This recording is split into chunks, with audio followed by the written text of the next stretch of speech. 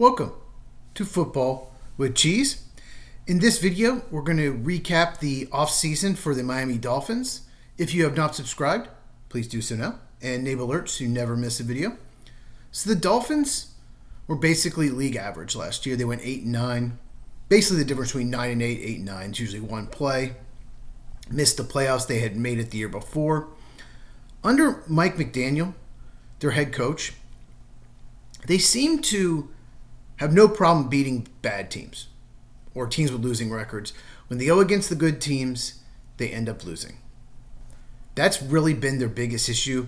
Plus, late in the season in cold weather, either in December, January, or in the postseason, they struggle as well. Obviously, they play in Miami. Last year, they started 2-6, and that's the reason they didn't make the playoffs. They did finish 6-3 to end the year, but it was too late. You cannot start 2-6 and expect to make the playoff. The two worst losses were at home to the Cardinals. They lost 28-27. But even worse, week 4, they lost to the Titans at home 31-12. The Titans picked first in the draft. Terrible, terrible loss. And then you have the news this offseason that they mutually agreed to move on from Jalen Ramsey, their starting corner. Now, Ramsey used to be a top 5 corner in the NFL. Used to be shutdown elite cornerback. He's not that anymore, but he's still a good player that can help this team. And he's owed a lot of money. That's probably why they haven't traded him yet. They might have to end up releasing him.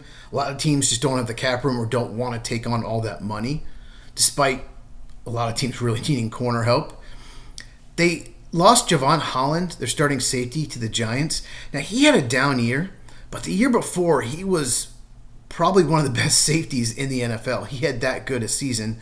Probably was a little banged up. If he's healthy, he's a really good player. I don't know if they just didn't have the cap room to re-sign him, but that's a huge loss to the secondary.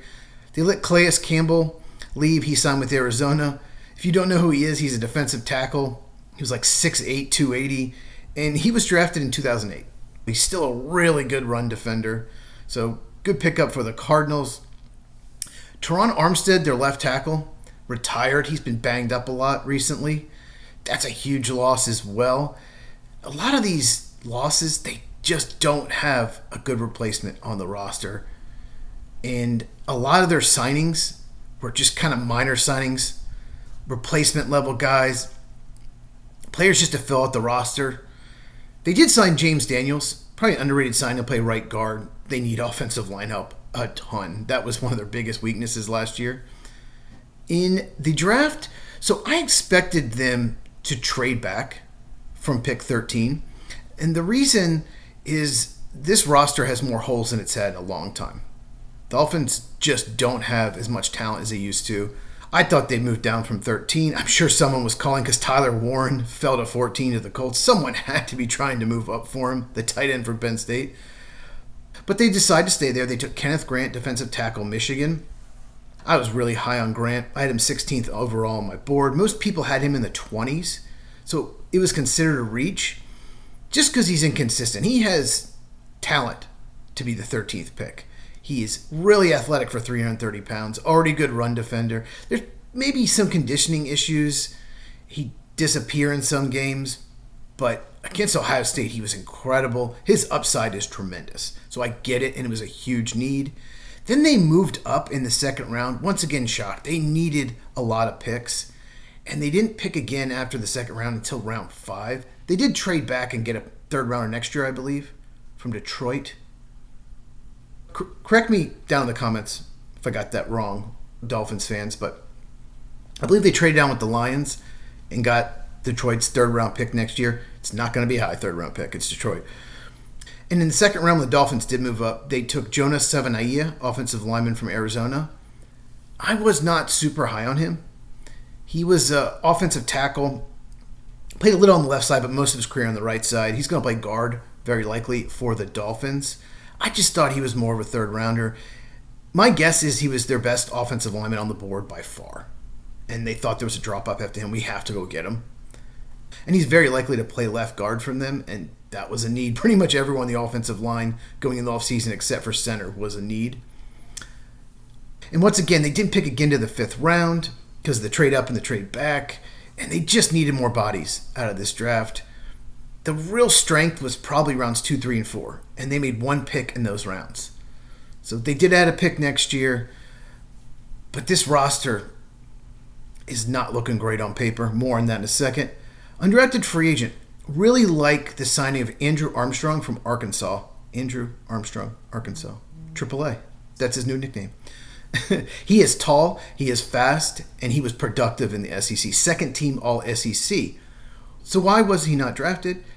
Well, he only had 1 touchdown this past year, even though he had a lot of catches, and he's not the best route runner. Teams keep doing this. They draft guys in the 6th, 7th round who have, upside, but not a finished product or not productive as they should be, instead of taking guys that are very likely to make your team. Players like Armstrong, who will probably be your number 4 receiver or your number 4 linebacker, number 5 corner, people like that play special teams. And Armstrong ran a 4.5 140, so maybe he can be a gunner on special teams and be your number 4 or 5 receiver. Very good signing. Important players. Obviously, Tua Tagovailoa. He is a lefty quarterback. Got to keep him healthy. And the wide receiver tandem of Tyreek Hill and Jalen Waddle is outstanding, one of the best duos in the NFL. And Jonnu Smith, the tight end, gives him a really good third option. Not much of a blocker, very good receiving tight end. Apparently they're trying to redo his contract. He wants a raise. Devin Achane, the running back, he's really undersized, really small, but he's so dynamic, great in the receiving game. Underrated running back. And so let's talk more about the offensive line. So Savanae is probably going to play left guard. They have James Daniels, who I mentioned. He's going to play right guard. They're a free agent signing from the Steelers. They have Aaron Brewer to play center. Probably the best player on their offensive line. Pretty good center. Not great, but pretty good. But offensive tackle is a huge problem. Austin Jackson is their right tackle. So he blocks the blind side for Tua. He's coming off a really poor year. He's a former first-round pick. He's never lived up to that, but they paid him anyway. He needs to have a better year. And at left tackle, since Armstead retired, they're going to go with Patrick Paul. He's a second-round pick from Houston last year. When he had to play, it did not go well.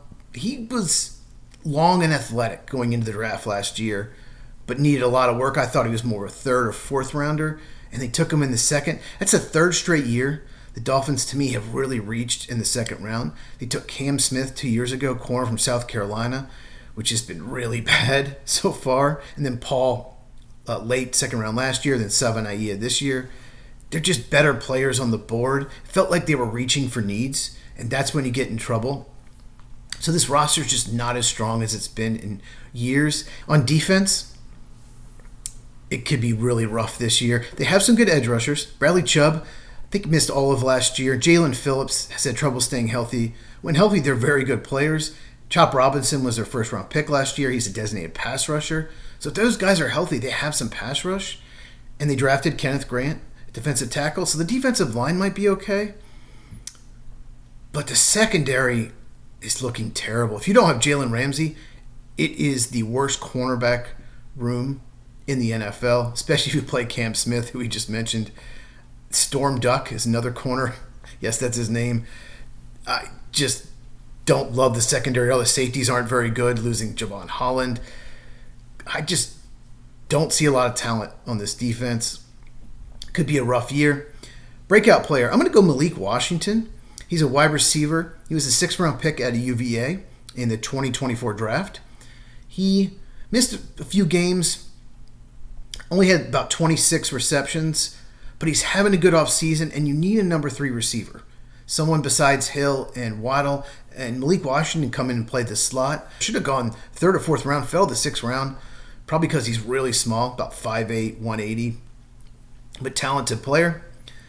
So the questionable move, let's talk about Mike McDaniel, the head coach. So if you watched Hard Knocks, the Miami Dolphins, Mike McDaniel's a goofy dude. He is a good offensive mind. He's getting the most out of Tua. He beats the teams he should. But he is so goofy. He doesn't seem to me like a good head coach. He's rubbed some veterans the wrong way, including Jalen Ramsey, one of the reasons he's leaving.